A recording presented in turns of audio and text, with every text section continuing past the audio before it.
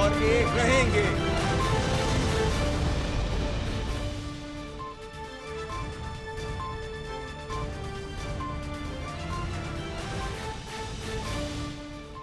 जी अस्सलाम वालेकुम। प्रोग्राम में आज दो तीन मामलात के हवाले से बात करेंगे, लेकिन सबसे पहले अवामी मामले की बात होगी, उसके बाद सियासी मामलात की बात होगी।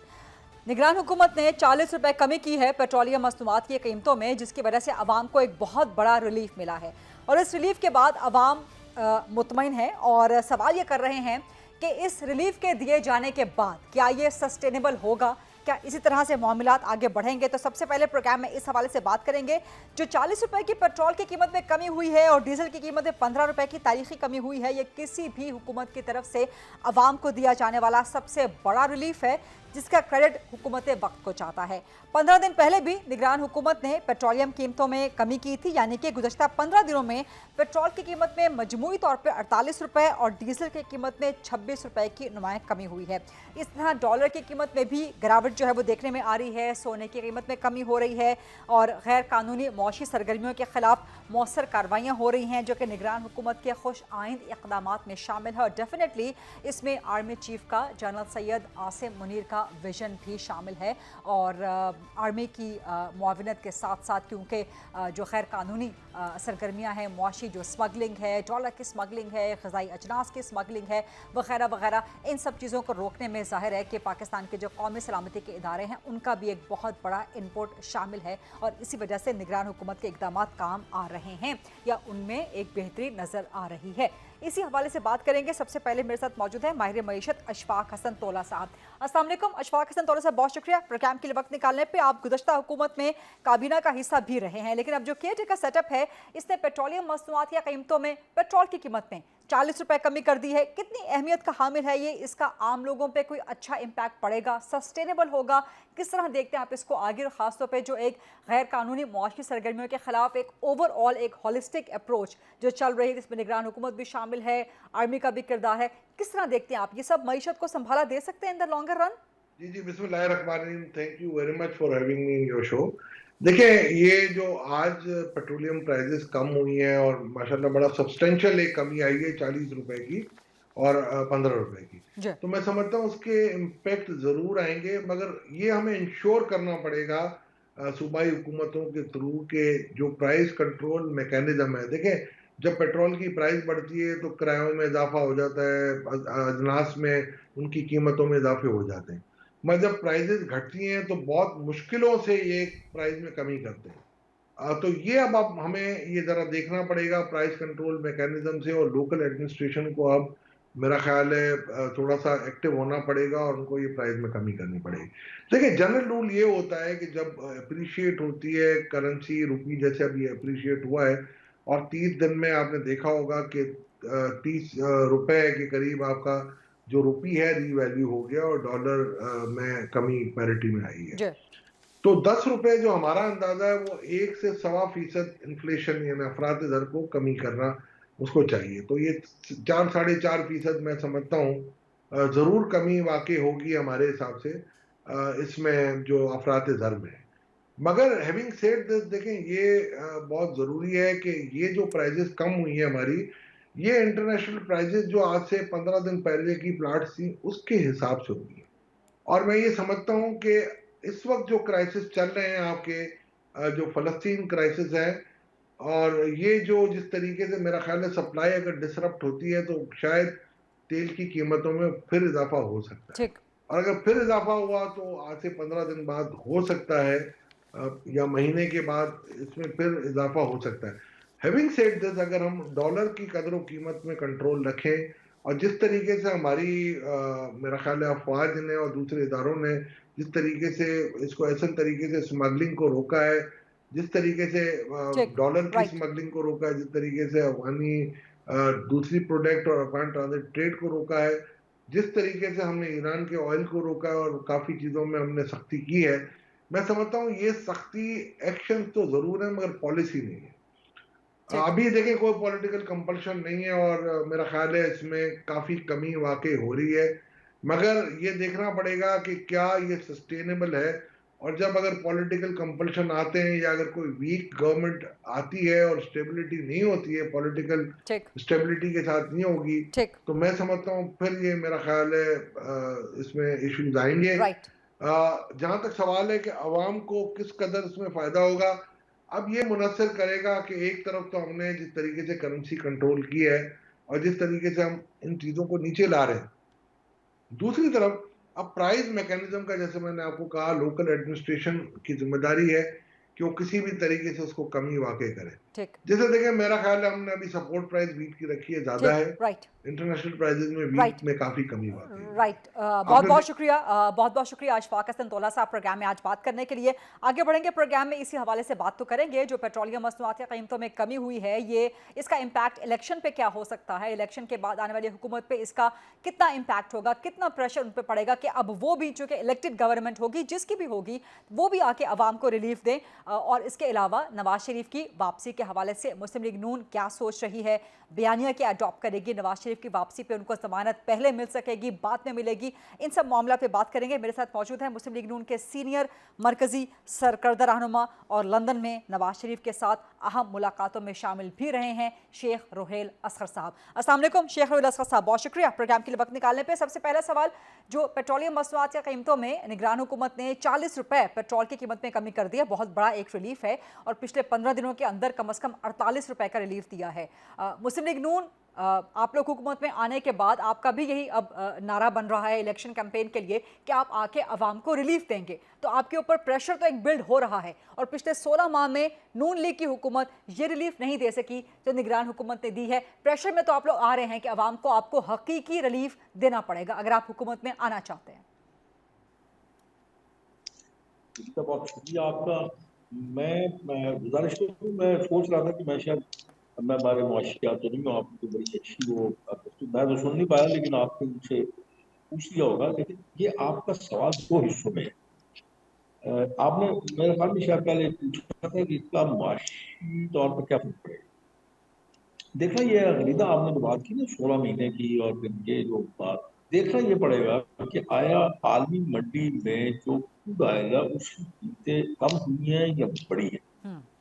अगर तो मुआशी तौर पे उसको फर्क पड़ता है जब आपकी इंपोर्ट बिल आपका कम होता है। जब इंपोर्ट बिल कम होगा तो आपके डॉलर पे उसका प्रेशर कम हो जाएगा। लाहमाला जब आपका खर्चा कम होगा तो फिर आपके प्रेशर भी कम आएगा, फिर आपकी मुआशी बेहतरी भी होगी आपकी, उससे तो ये फर्क पड़ेगा। अब दूसरा हिस्सा जो है वो है आपका प्राइसेस में कमी। मेरा मौक़िफ़ हो, जरूरी नहीं कि कोई मेरी इस बात से इत्तेफाक करे, लेकिन मुझे आज तक ये समझ नहीं आई कि पेट्रोल की कीमत हमने, मैं मिसाल दे रहा हूँ, पेट्रोल की कीमत हमने कम कर दी 40 और डीजल की कीमत हमने कर दी 18 या समथिंग लाइक दिस। अब आप देखिए कि डीजल अगर आप कम करें, जैसे आपने 40 पेट्रोल कम किया, अगर 40 डीजल कम करें तो उसका इम्पैक्ट कहाँ है? उसका इम्पैक्ट इधर आए, पूरी मुल्क में इम्पैक्ट आए। ट्रेन आपकी डीजल के साथ चलती है, जहाज आपके डीजल के साथ चलता है। चलिए जहाज तो अमीर लोग हैं वो और ज्यादा कीमत में भी बैठ सकते हैं वहां पे। ट्रांसपोर्टेशन में इसका असर आता है। आपका ट्रैक्टर इस डीजल में चलता है, इसका किसान को इसका रिलीफ मिलता है। जब आप इसको कम करेंगे, इस हद तक कम करेंगे, आपकी ट्रांसपोर्टेशन जो चार्जेस है उसमें कमी आएगी, आपके जो बसेज है उनके किराए में कमी आएगी, आपके नहीं, किसान के सवाल मेरा ये था कि आपके ऊपर, सवाल मेरा ये था कि नून लीग के ऊपर दबाव तो पड़ेगा ना अवाम को हकीकी रिलीफ देने के लिए, क्योंकि आप लोग इलेक्शन के बाद हुकूमत में आना चाह रहे हैं। मैं ये नहीं समझता, मैं अवाम अब बड़ी समझदार है। आप देखना ये अवाम, देखना ये है कि मैंने जो आपसे पहले अर्ज किया ना कि देखना ये है कि आलमी मंडी में अगर तेल की कीमत कम हुई है तो ऑब्वियसली फिर आप कम करते हैं, फिर आप ये थोड़ी करते हैं। ये है कि दूसरा ये एक चीज और आप ज़हन में रखें कि जो निगरान, एक ब्रेक लेते हैं जी प्रोग्राम में, शेख साहब एक ब्रेक लेते हैं, प्रोग्राम में वापस आते हैं, कुछ मज़ीद सवालात आपसे करते हैं।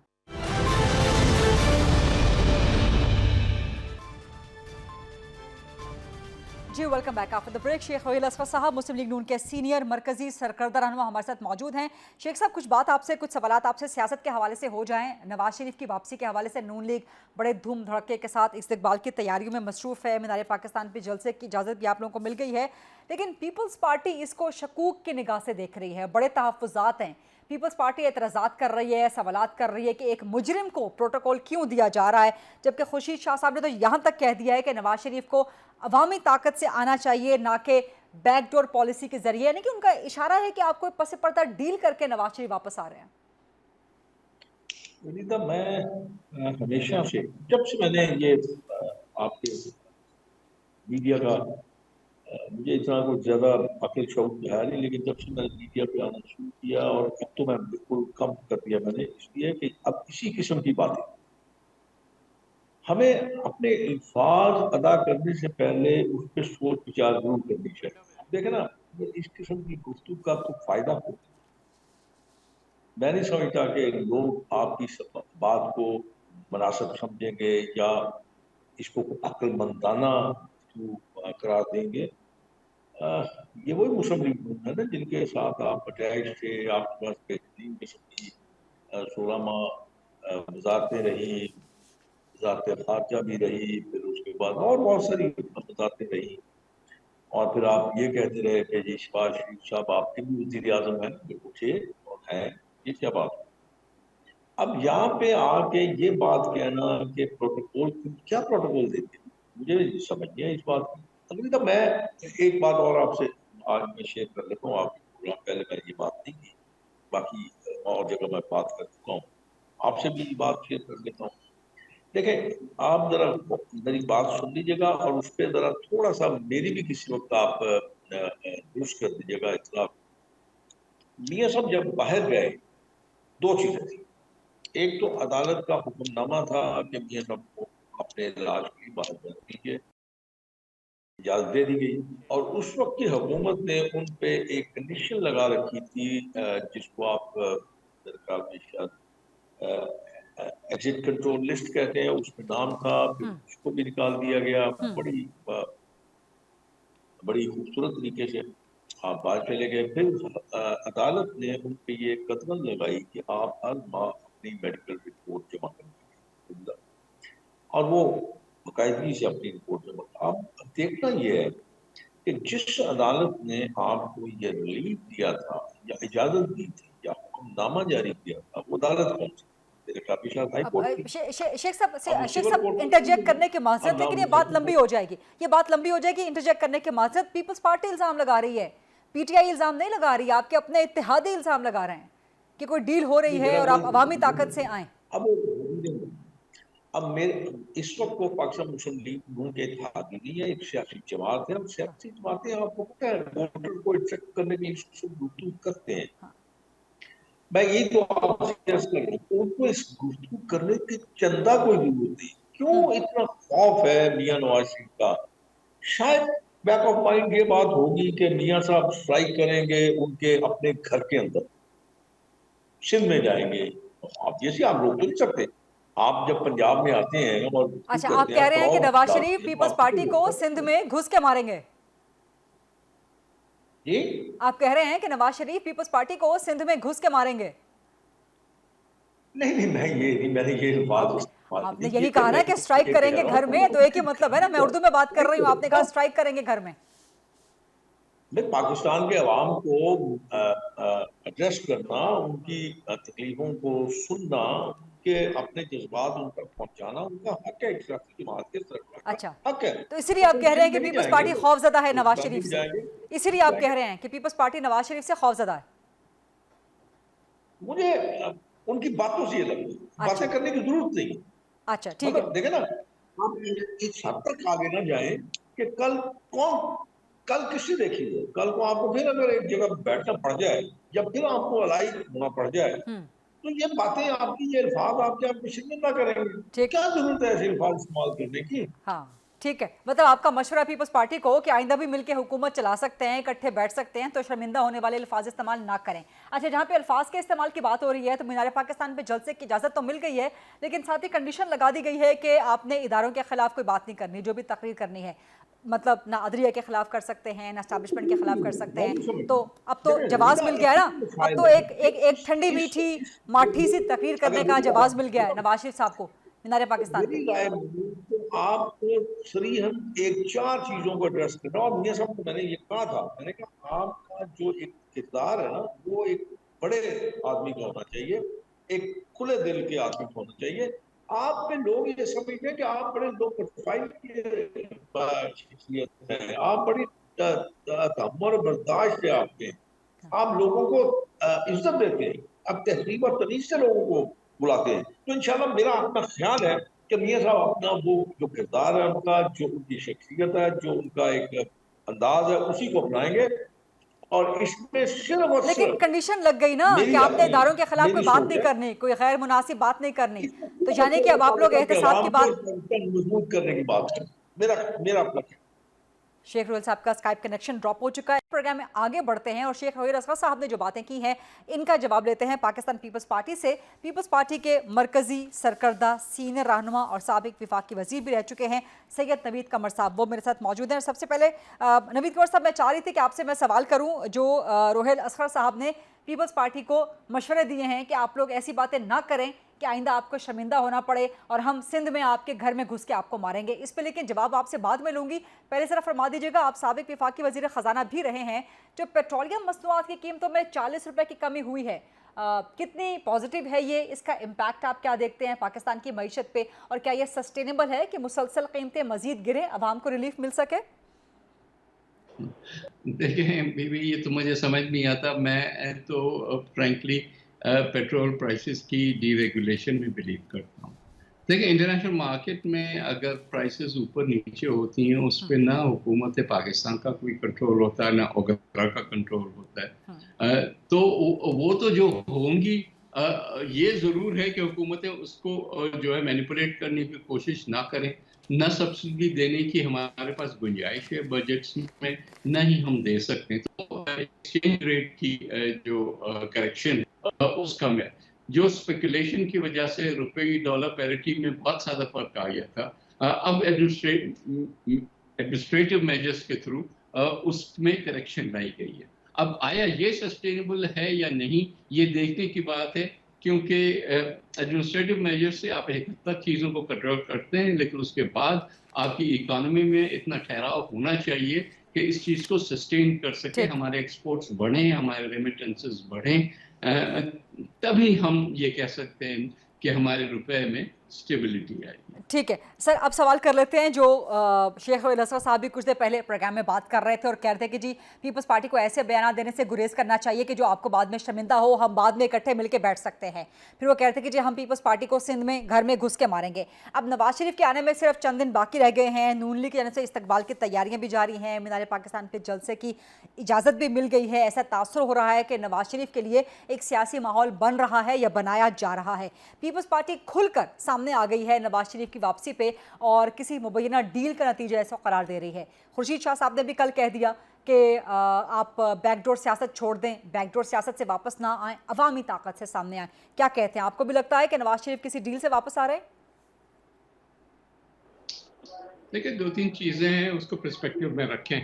पहली चीज़ तो ये कि नवाज शरीफ साहब जाहिर है कि अपनी पार्टी के सरबराह हैं, PMLN इस वक्त पाकिस्तान की बड़ी पार्टियों में शामिल होती है। तो ये कहना कि प्योरली आपकी रिलायंस जो है वो किसी अंडरस्टैंडिंग पे है, तो उस हद तक तो वो दुरुस्त बात नहीं है।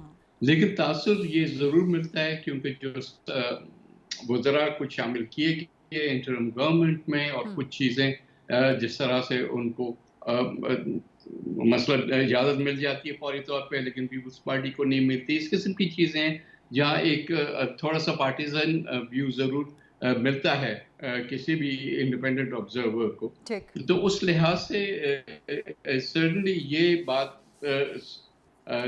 आया है कि एक एज है जो कि PMLN को दिया जा रहा है। जो शाह साहब ने बात की है, मैं उस पर भी थोड़ा सा कमेंट करूंगा कि देखिए, हम माजी में भी देखते हैं कि जहाँ जहाँ किसी एक पार्टी को फैसिलिटेट किया गया तो उसके नतीजे जो हैं वो कोई अच्छे नहीं निकले। अगर 2018 में पीटीआई फेवरेट थी, तो पीटीआई के उसके बाद जो बिहेवियर रहा, जो कि दिखाता था कि वो कानून से भी मावरा हो जाते हैं।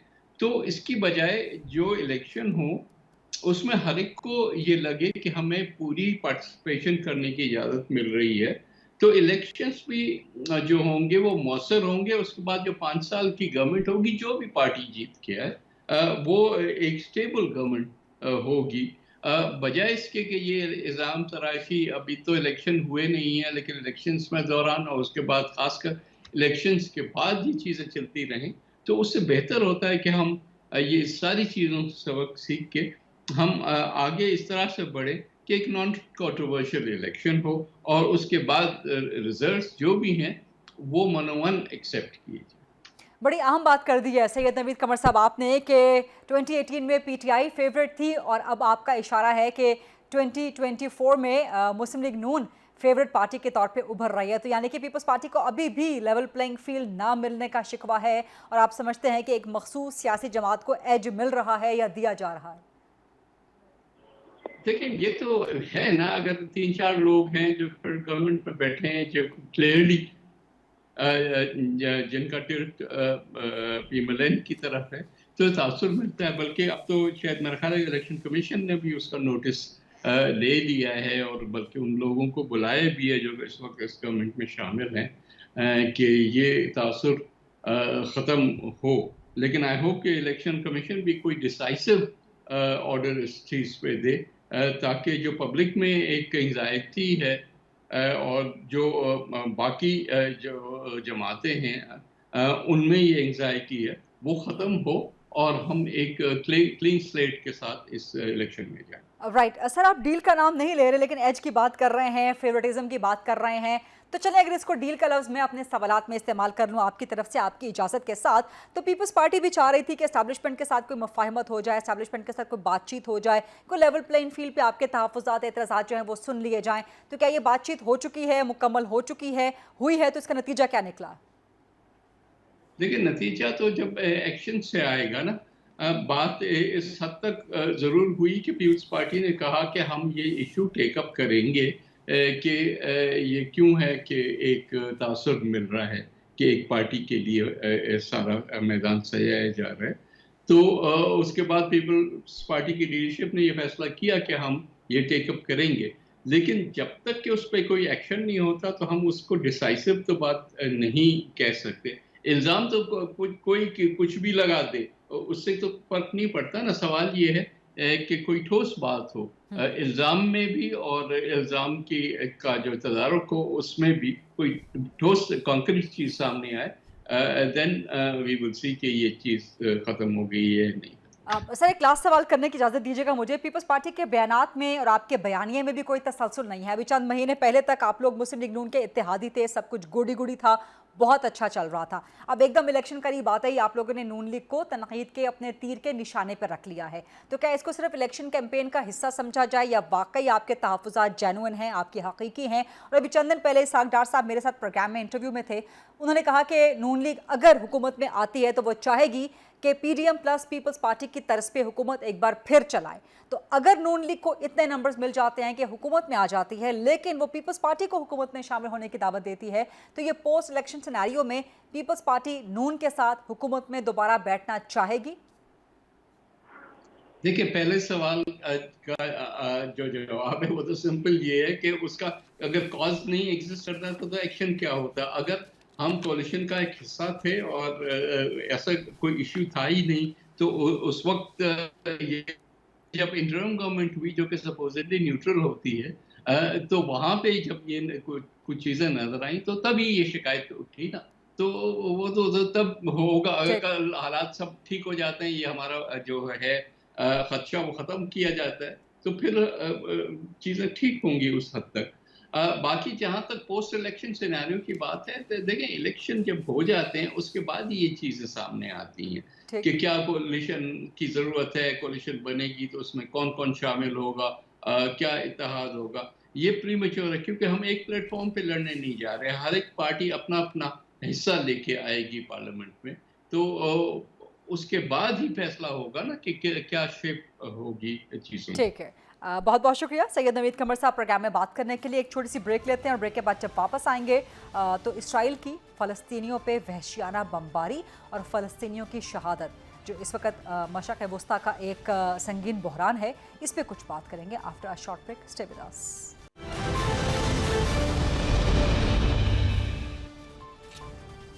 जी welcome back after the break. Israel की फ़लस्तीनियों पर बमबारी को और फ़लस्तीनियों की बेदरेग शहादतों को आज 10वां रोज़ है और इसराइल की बर्बरियत, इसराइल की खासबियत और उसका गुस्सा, उसका बेजा गुस्सा किसी तौर पे थमने को तैयार नहीं है। दूसरी जानिब अमेरिका समेत जो बड़ी आलमी क़ुव्वतें हैं मुसलसल इसराइल की पुश्त पर मौजूद हैं और इसराइल को शह दे रही हैं कि निहत्ते मासूम और मजलूम फ़लस्तीनियों पर जुल्म के पहाड़ तोड़ डाले।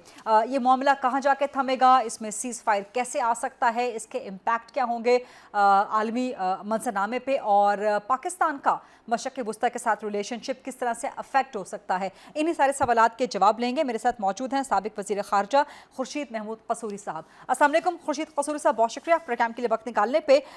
7 अक्टूबर को हमास की जानिब से इसराइल पे जो हमला किया गया उसके बाद से मशरक़ वस्ता में जिस तरह के हालात चल रहे हैं, आपको क्या लगता है कि कोई सोची समझी साजिश थी? इसके मशरक़ वस्ता पे कितने गहरे असरात होंगे, क्योंकि हालिया कशीदगी तारीख़ में सबसे ज़्यादा ख़तरनाक तस्वुर की जा रही है और जिस तरह से इसराइल आगे बढ़ रहा है, आपको लगता है कि ये जंग सिर्फ गज़ा की हद तक महदूद रहेगी या आगे मशरक़ वस्ता तक फैल सकती है?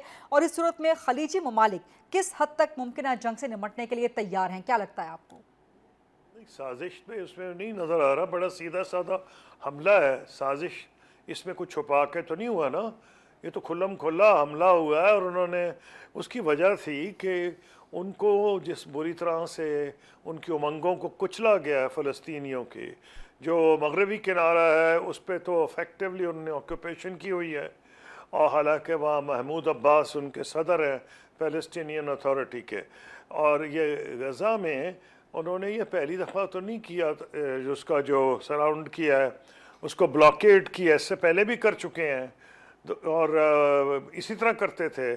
2006 में भी किया था, नहीं 2005-6 में तो उठाया था, उससे पहले उसका ब्लॉकेड रखा था, फिर एक दफ़ा फिर किया था। तो मुझे याद है कि तुर्की के सदर जो हैं अर्दोआन, उन्होंने एक ह्यूमैनिटेरियन सिविलियन शिप भेजी थी जिसमें ह्यूमन राइट्स एक्टिविस्ट थे, उसमें कुछ लोग इंजर हो गए, शायद को शहीद हो गए, मुझे अभी याद नहीं, लेकिन उन्होंने इसको तोड़ा था, इसको ये जो है इन्होंने ब्लॉकेड किया क्योंकि ये वाकई इंसानियत सोर्स पॉलिसीज़ जो इसराइल की हैं तो उस वक्त भी ये हुआ था। अब ये इनका ये ख्याल है कि ये जब चाहें चढ़ दौड़े, और वाकई कुछ ऐसी डेवलपमेंट्स हो रही थी कि इसराइल दुनिया को ये इम्प्रेशन दे रहा था कि हालांकि उसने बहुत से वादे किए हैं, यूएन के रेजोल्यूशंस हैं, कैंप डेविड अकॉर्ड की स्पिरिट है, फिर जो है ऑस्लो एग्रीमेंट्स हैं, उन तमाम की जो स्पिरिट थी वो ये थी कि 2 इंडिपेंडेंट पैलेस्टीनियन स्टेट्स होंगी और जो Palestinians to Israel and Palestine 2 independent states होंगी, और जो फ़लस्तीनी रियासत है उसका दारुल मक़दस जो है वो दारुल खिलाफा, उसका कैपिटल जो है बैतुल मक़दस होगा। लेकिन इन्होंने ये सोचा कि हालांकि क्योंकि इनको वेस्ट ने ख़ास तौर पे अमेरिका ने नहीं टोका कि हम जो चाहे करते जाएं, और अभी कई सालों से तो जो इनकी सेटलमेंट्स हो रही हैं वहाँ तो सेटलर्स डायरेक्ट अटैक कर रहे हैं फ़लस्तीनियों पे, उस वक्त दुनिया चुप करके बैठी रहती है कि फ़लस्तीनियों के हुकूक पामाल हो जाएं तो कोई फ़र्क नहीं पड़ता। सिर्फ जब इसराइलियों पे हमला हो, चाहे वेस्ट बैंक पे हो, आपके तो बड़ा हमला हुआ है, तो वो उसी वक्त दुनिया बोलती है, मगरबी दुनिया। तो मैं ये समझता हूँ कि ये जो बात आपने की है खुर्शीद कसूरी साहब के, मगरबी दुनिया इस वक्त इसराइल की शह पे खड़ी हो गई है और मुस्लिम दुनिया में ईरान के अलावा और कोई इस वक्त मजलूम फ़लस्तीनियों के साथ नहीं खड़ा हुआ, तो कौन सी मजबूरियाँ हैं कि 50 से ज़्यादा मुस्लिम ममालिक इस वक्त मसला फ़लस्तीन के अलमिये का दिफा करने में उस तरह से कामयाब नहीं हो पा रहे? देखिए बात यह है कि एक तो ये OIC जो है ये इदारा है 56-57 मुसलमान ममालिक का, इसमें इनके अपने अपने नेशनल इंटरेस्ट हैं। अब उनके आपस में भी इख्तलाफात होते हैं। आपने देखा इराक ईरान जंग भी हुई थी, जी। फिर सऊदी अरब ईरान की बहुत ज़्यादा टेंशन भी रही। रिसेंटली उनके ताल्लुकात बेहतर हुए हैं जी, जिसमें चीन का ने एक सालिस का किरदार अदा किया है। तो ये तो मानना पड़ेगा। फिर इनके आपस में इख्तलाफात इतने थे कि हूती और ये जो यमन का मामला है उस पर भी जंग हो रही थी। तो ये मुसलमानों में भी जंगें हुई हैं और अरबों में आपस में भी जंगें हुई हैं।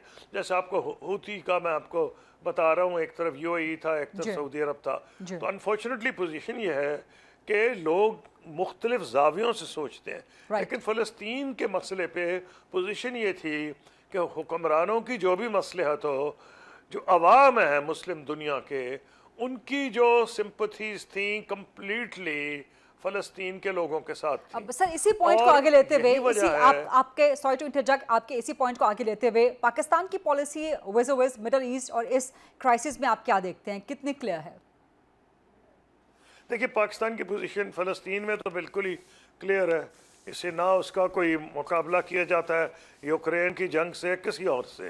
प्लस ये एक ऐसा मामला है कि अवाम जो हैं उनका इतने ज़्यादा इस पे फीलिंग्स हैं कि जब तक इस फ़लस्तीनियों के बारे में ये फीलिंग ना हो कि उनको महकूम अब नहीं रखा जाएगा, उनके हुकूक को पामाल नहीं किया जाएगा, एक फ़लस्तीनी रियासत नहीं कायम होगी, उस वक्त तक पाकिस्तान के अवाम का हर हुकूमत पर प्रेशर रहेगा, जो भी नौइयत हो हुकूमत ठीक, की, right. सिविल, मिलिट्री या किसी भी जमात की। ठीक। तो वो बिल्कुल क्लियर है। हाँ, ये ज़रूर कह सकते हैं। बहुत बहुत शुक्रिया, आज- बहुत बहुत शुक्रिया साबिक वज़ीर ख़ारजा खुर्शीद महमूद कसूरी साहब प्रोग्राम में हमसे बात कर रहे थे। ये था आज का प्रोग्राम। आज टुमारो इंशाल्लाह एट 8 o'clock ऑन GTV। अल्लाह हाफ़िज़।